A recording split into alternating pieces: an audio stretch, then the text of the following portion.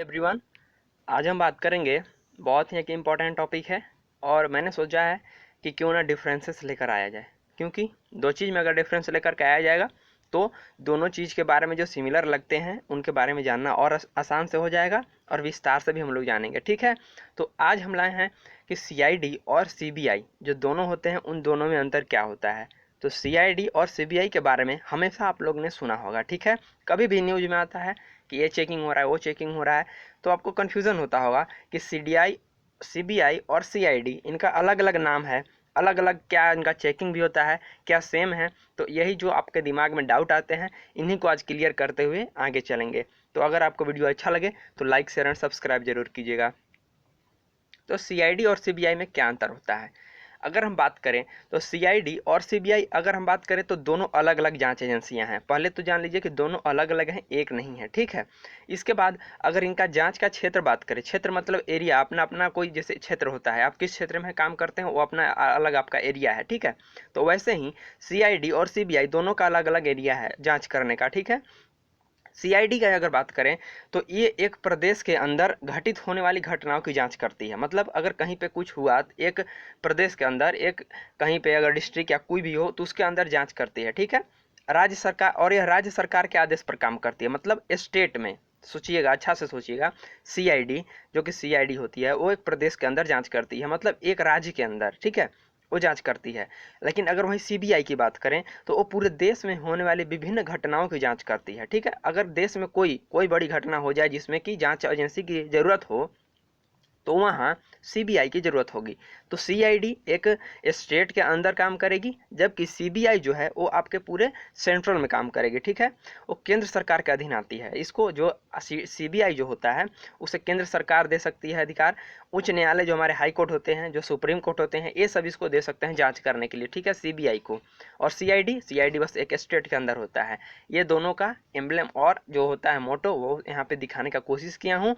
ये है आपके लेफ्ट साइड में CBI का और राइट साइड में आपका CID का। ठीक है, CID और CBI अगर इन लोग को बात करें तो आपको अभी मैंने बताया कि दोनों अलग अलग होती हैं, में सिमिलरिटी नहीं है। ठीक है, और एक प्रदेश के अंदर कोई जांच करे तो CID, और जो पूरे देश के अंदर जांच करे उसे CBI। ठीक है, तो अगर हम CBI की बात करें, ठीक है, तो इसका होता है full form central bureau of investigation. ठीक है, सेंट्रल ब्यूरो ऑफ इन्वेस्टिगेशन। और एक बात और जान लीजिए कि दोनों का काम क्या होता है, तो इन्वेस्टिगेट करना, खोजबीन करना, जांच करना। ठीक है, दोनों का मतलब वही है, लेकिन एक स्टेट के लिए है और एक सेंट्रल के लिए है। CBI भारत में केंद्र सरकार की एक एजेंसी है। ठीक है, जो कि राष्ट्रीय और अंतर्राष्ट्रीय स्तर पर होने वाले अपराध जैसे हत्या हो गया, घोटाला हो गया, भ्रष्टाचार हो गया, इस सब के मामलों में राष्ट्रीय हित से जितना भी संबंधित है सेंट्रल गवर्नमेंट के ऊपर, ठीक है, उन सभी की जांच करती है। तो कौन? CBI, central bureau of investigation जो है वो अंतर्राष्ट्रीय और राष्ट्रीय स्तर पर जांच करती है। ठीक है, और ये होती है CBI टीम। जैसे ही आप देख सकते हैं कि इमेज है कि कहीं अगर जांच करने जाती है तो उनके साथ पुलिस रहते हैं, पूरे अधिकारी होते हैं, ऐसे ही नहीं सिविल ड्रेस में रहते हैं, बस CBI का ये जैकेट पहने होते हैं। अगर CBI की बात करें तो इसकी स्थापना जो हुई थी संथानम समिति, जो कि बहुत इंपॉर्टेंट हो जाता है, संथानम समिति के सिफारिश के आधार पर इसको 1963 में किया गया था CBI की। ठीक है, जो कि गृह मंत्रालय के अधीन आती है। मतलब इसके जो हेड है CBI को, वो गृह मंत्रालय, होम मिनिस्ट्री है। ठीक है, तो जब भी होम मिनिस्ट्री, अगर होम मिनिस्ट्री के बात पर ही ये काम करेगी CBI। ठीक है, और अगर बात करिए इसके तो इसका मुख्यालय कहाँ पे है CBI का, तो नई दिल्ली में है। ठीक है, CBI के बारे में इतना चीज़ था। अगर हम CID के बारे में बात करें तो CID का फुल फॉर्म होता है क्राइम इन्वेस्टिगेशन डिपार्टमेंट। देखिए दोनों का इन्वेस्टिगेशन ही है, लेकिन इसका क्या है, क्राइम इन्वेस्टिगेशन डिपार्टमेंट। CID का फुल फॉर्म आपको समझ गए, जो कि एक प्रदेश में अपराध जांच विभाग के रूप में जानी जाती है। मतलब CID जो है वो एक स्टेट के अंदर काम करती है, जबकि CBI जो है वो एक इंटरनेशनल और नेशनल, राष्ट्रीय स्तर पे काम करती है। ठीक है, देश में। CID अगर एक बात करें तो खुफिया विभाग होता है, पुलिस का ही एक खुफिया विभाग होता है अलग से, जिसको हत्या हो, कहीं दंगा हो, फसाद हो, अपहरण हो गया, कहीं चोरी हो गया, ये सब के काम जो होते हैं स्टेट के अंदर उनमें सौंपे जाते हैं CID को। ठीक है, अगर CID की स्थापना की बात किया जाए तो CID की स्थापना ब्रिटिश सरकार ने 1902 में की थी, पुलिस आयोग की सिफारिश पर। ठीक है, पुलिस कर्मचारियों को इसमें शामिल करने से पहले इसमें विशेष प्रशिक्षण दिया जाता है। पुलिस से ही बनते हैं, लेकिन इसमें एक अलग प्रशिक्षण दिया जाता है। अगर इस संस्था को जांच का जिम्मा संबंधित दिया जाता है राज्य सरकार में जो भी हो, और उसे उच्च न्यायालय द्वारा सौंपा जाता है, तो ये ऐसे ही काम नहीं करती है। ठीक है।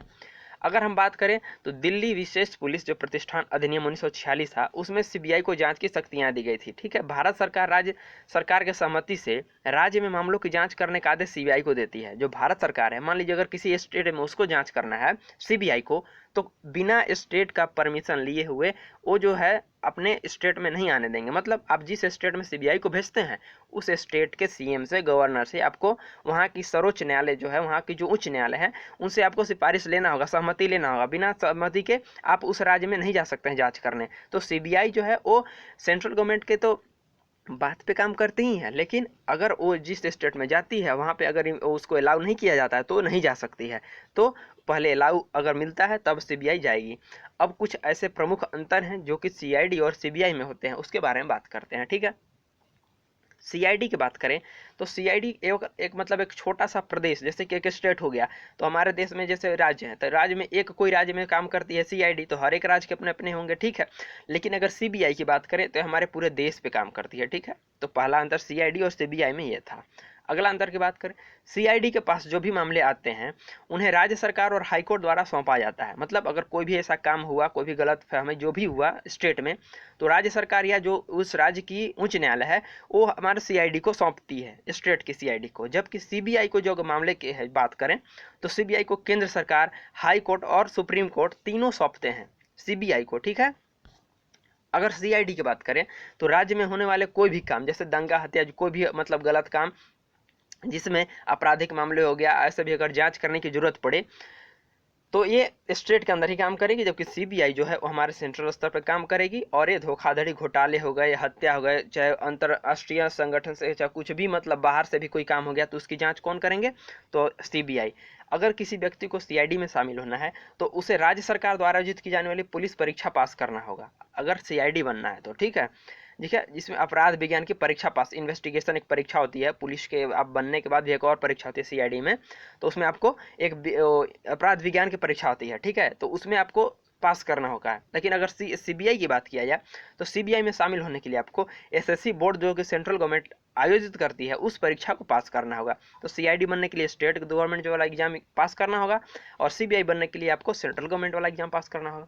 अगला अगर डिफरेंस की बात किया जाए तो सीआईडी की स्थापना जो होती है ब्रिटिश सरकार द्वारा 1902 में की गई थी, जबकि सीबीआई की स्थापना 1941 में विशेष पुलिस प्रतिष्ठान के रूप में की गई थी। ठीक है। तो अगर दोनों में पुराने की बात किया जाए तो दोनों में पुराना सीआईडी है, न कि सीबीआई। लेकिन अंतर आपने पता कर लिया होगा कि सीआईडी है स्टेट में काम करेगी, सीबीआई जो है वो सेंट्रल में काम करेगी। तो होप आपको अच्छा लगा होगा और इसको समझ में आया होगा। अगर समझ में आया होगा दोस्तों, प्लीज़ इसको लाइक, शेयर एंड सब्सक्राइब जरूर कीजिए। Thank you. जय हिंद, जय भारत।